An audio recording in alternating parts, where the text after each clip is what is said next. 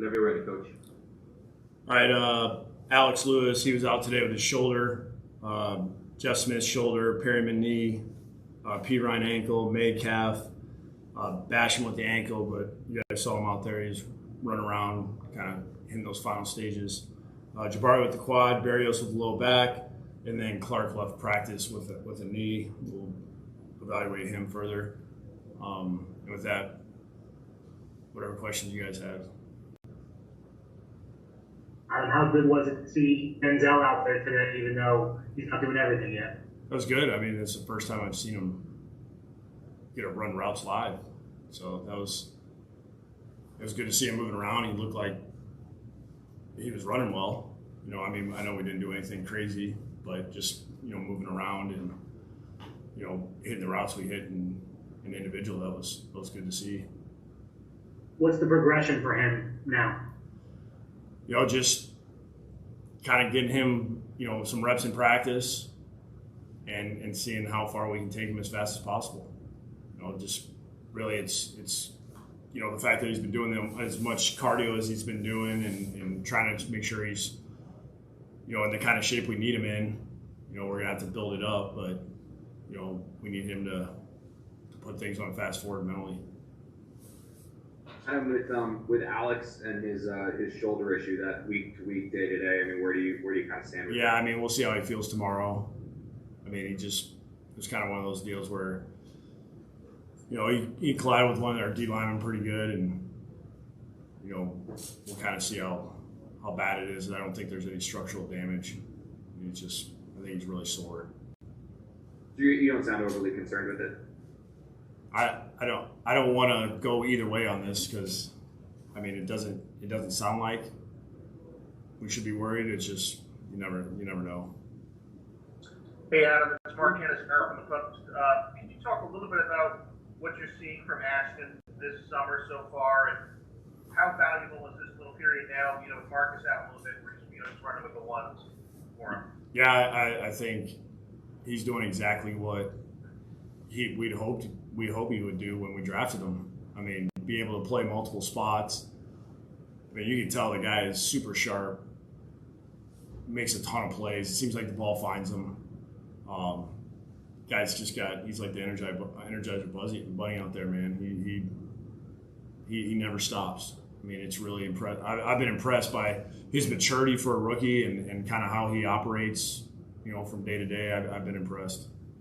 And just in terms of the fact that he's been running with the ones, I mean, how valuable is that? Yeah, I mean, he has been. Like, we've had certain times where he's been out there. So, I mean, I guess I didn't even look at it as today was any different than almost all the other days. Just one follow on that, you know, how excited is Boyer to have him in his units there with all the things he can probably do there right off the bat? I'm sure he's excited. I'm sure he's gets a little anxious when he sees him rolling out there with the ones, because he might be one of those guys where we're saying, he's playing defense. So we'll kind of see how it all plays out. I think we got really good players at that safety spot. Thanks, man. Adam, you're getting down to the nitty-gritty in terms of cutting down the roster. So could you compare what areas I think are going to be the toughest decisions, and how does it compare to last year in terms of, you know, filling out a 53-man roster? Yeah, I mean, it's really it's unusual, right? Because you got so many guys that are going to be on the practice squad this year. So it'll be interesting when we kind of get to those, because I'm sure that it's going to end up being we'll have about 5 really tough decisions to make, and it's kind of one of those active roster, but on the practice squad, and then kind of holding your breath to see if anybody gets claimed. It'll be interesting to kind of, you know, heading towards the end of this week. What's going to happen with Flacco? What are your plans for him? Yeah, I mean, that's a discussion I'll have with Joe when we Joe Douglas when we get together here on Friday. I have an idea. I just don't want to say anything when, you know, we haven't finalized anything. And I just want to add one more follow on that. Just you mentioned it was probably months ago or weeks ago about a quote-unquote quarantine quarterback, something that you guys said you would think about. Yeah. I mean, where is that now? Yeah, I mean, that's something. It's funny because, I mean, we keep talking about all right, what's the best way to go about this? And you're kind of, you don't want to be lulled to sleep of, all right, hey, how many positives have there been around the league? And you start looking, but you want to be smart because you're not really sure where this is going to go. And, we're going to start traveling to road games, staying in a hotel, coming back. This is another step that we're going to have to take, which we haven't done yet, and where there's some unknown here. So that's the tough part. We got to try to figure all this out here in the next couple of days. So it sounds like that's still on the table, something you would consider. Yeah, I think right now there's a lot on the table as far as trying to maneuver through all this. Adam, when do you start focusing on the Bills? When do you kind of shift your mind from training camp to okay, now I'm thinking about Buffalo? Yeah, I mean it's close. Majority of the guys have been working on Buffalo for a long time, and it's just about introducing it to the players. We'll see when that happens. We'll be smart about that this year. What have you seen from the offensive line, the way it's meshed so far, and how important was it to address that position for you guys? Yeah, anytime, and this, the kind of numbers tell us that we struggled last year, overall as an offense. It all starts up front. I think it makes a big difference when your GM is a former lineman. That's going to be one position that he is not going to want to be lacking in. He knows how important it is. And I thought our front office did a great job of going out there and putting together the right group of guys, drafting the right guys. And I feel like the chemistry's coming together. I know we kind of, Alex and GBR both kind of, have been nicked up a little bit here, but, hopefully we can get them healthier before this first game, and, those guys can keep growing. This season's going to be different than anything that any of us have ever experienced, where it's all going to be about a work in progress, who keeps getting better throughout the season, who can stay healthy throughout the season. And, we just got to do everything we can to keep working to get better. I assume everything came back clean on Herndon because he was out there today. Yeah. Yes. Is that something you have to monitor, or is he 100% fine? I don't want to say 100% fine. I don't know if anybody's 100% fine right now, but it was good to see him out there, and he seemed okay. We'll take a few more for Coach. Is Perriman close? Because I remember you said you thought he would play over the weekend. Yeah, we'll kind of see what happens here over the next few days. I know he's making quick progress. It's probably nice when you're 22 years old and you have an injury, and young guys seem to bounce back pretty quick. It was about as ugly as you watch it on film.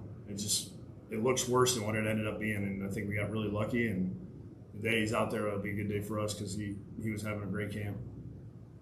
I maybe you didn't hear me. I said Perriman, Rashad. Oh, I thought you said P. Ryan. That's why I got to be careful talking about those two guys. I get a little messed up. I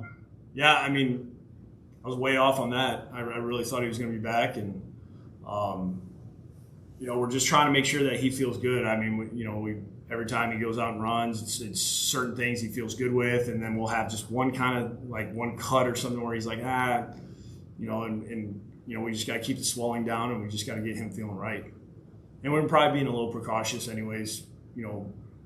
He was doing a really good job. I really have confidence in his knowledge of the offense. He was a quick study, man. He really did a great job over the spring and the summer and coming out here and executing it.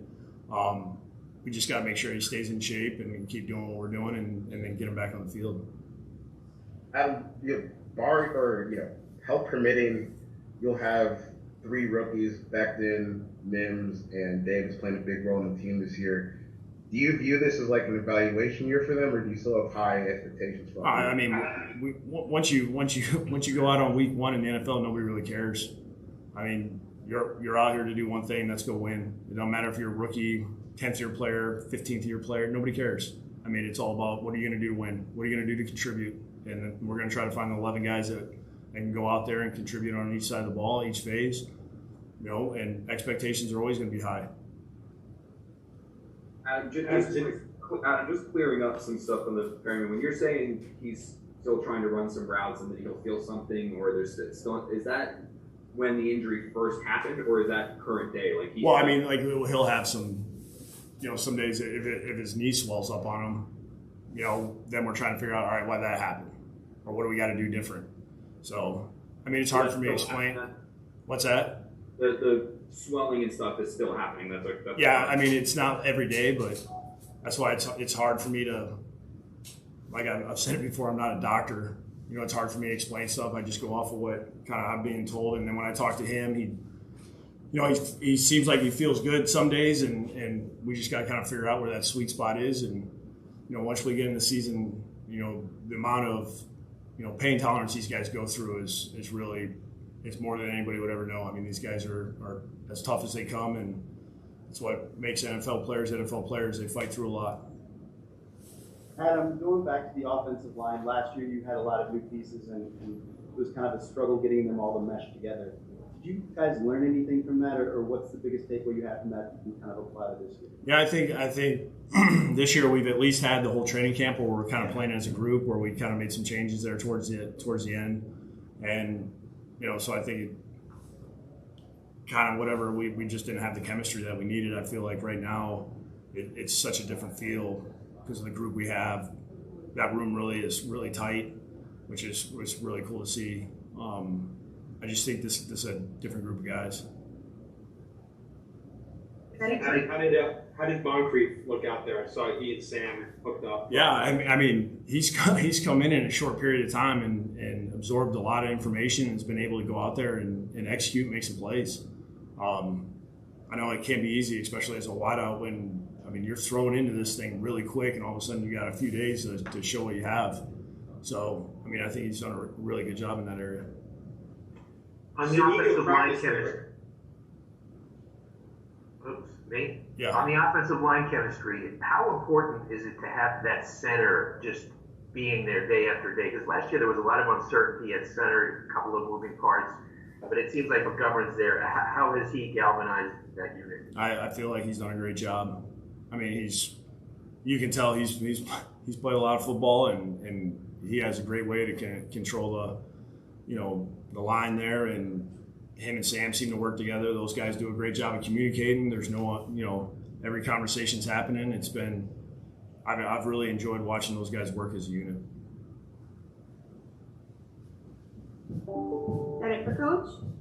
Adam, Zuniga practiced a little bit today, right? Was that the first time he's been out there? Like he was. Yeah, that's what we're kind of getting those progressions of where, like I saw when Basham was out there, when you hear, hey, they're going to be running on the side and stuff, the last thing I turn around, Basham's full gear. When that happens, that throws me off a little bit too, where I'm going like, all right, how much are we doing today? And, to see, when these guys come out, you can tell they're anxious to get out there. They want to do something. But a lot of these guys were doing the running on the side and things like that to where, it's part of the progression. One quick follow-up and last question I've got on Perryman Adam is that did he happen to have, without all the medical and doctor terminology, did he get an MRI and did that come back clear, or did it show you guys something that you're going to have to monitor throughout the season? No, it did not sound like there was anything we needed to worry about. Okay. You're really concerned about this, I see. Connor's trying to get his MD. He's been gone for like a month now. It hasn't. We've only been here a month, Connor. He's showing off that Monmouth education. Yep. Yeah, we got two Monmouth guys, so now all of a sudden he's got all the answers. Hogan's a Monmouth kid too. Yeah. All right, guys. Thanks, Appreciate it. Have a great day, Adam. All right. You guys have a good one.